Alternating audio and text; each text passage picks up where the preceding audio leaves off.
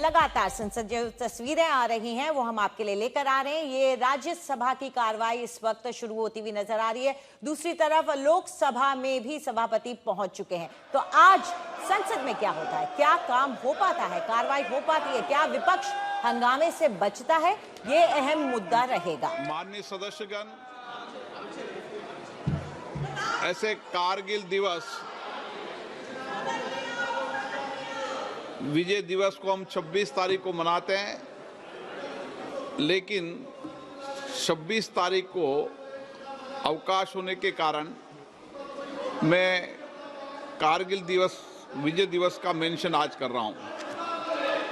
माननीय सदस्यगण, दिनांक 26 जुलाई 2026 को कारगिल विजय दिवस की 27वीं वर्षगांठ है।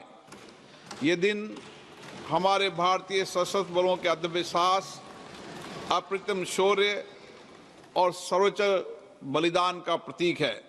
ये सभा भारतीय सशस्त्र बलों के उन वीर जवानों को श्रद्धापूर्वक नमन करती है, जिन्होंने अत्यधिक दुर्गम पर्वतीय क्षेत्रों, विषम परिस्थितियों और प्रतिकूल मौसम की परवाह न करते हुए अद्वितीय वीरता और अटूट संकल्प का परिचय दिया और अपना सर्वोच्च बलिदान देकर देश की अखंडता और संप्रभुता की रक्षा की।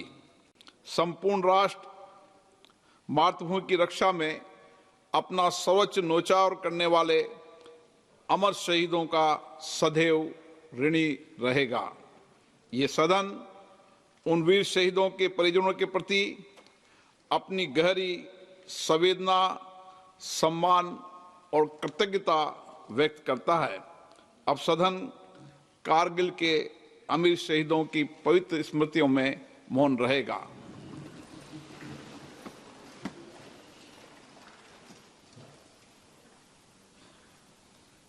Elected members with the practices, procedures and conventions of the House and to enable them to make effective use of the various parliamentary devices available to members in the प्रश्नकाल।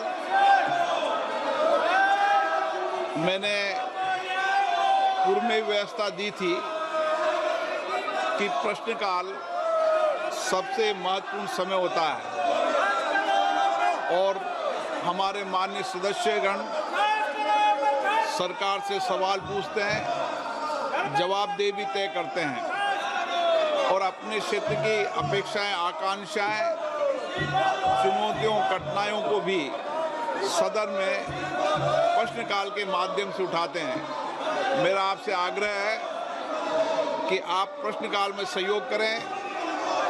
आप जिस विषय पर भी चर्चा करना चाहते हैं, नियमों के तहत उस विषय पर चर्चा की अनुमति दी जाएगी। ये मैंने कल भी कहा था, पुनः आप लोगों से आग्रह करता हूं। मेरा आप लोगों से आग्रह है कि सदन को चलाने में सहयोग करें, सदन में गतिरोध पैदा न करें। सदन संवाद, चर्चा, सहमति, असहमति, चिंताओं और मुद्दों को उठाने वाला सदन होता है। मेरा आपसे आग्रह है कि आप सहयोग करेंगे। सदन नहीं चलाना चाहते, सदन की कार्रवाई आज 12 बजे तक के लिए स्थगित की जाती है। 12 बजे तक के लिए स्थगित किया गया है। हंगामे के चलते एक बार फिर से 5वें दिन भी कार्रवाई स्थगित हो चुकी है। सोमवार को मानसून सत्र की शुरुआत हुई थी, तब से एक भी दिन सुचारू रूप से संसद की दोनों सदन नहीं चली हैं। आज एक बार फिर से जब कार्रवाई शुरू हुई तो कुछ ही मिनट बाद मौन रखने के बाद 26 जुलाई के शहीदों के लिए अब संसद को स्थगित करना पड़ा है।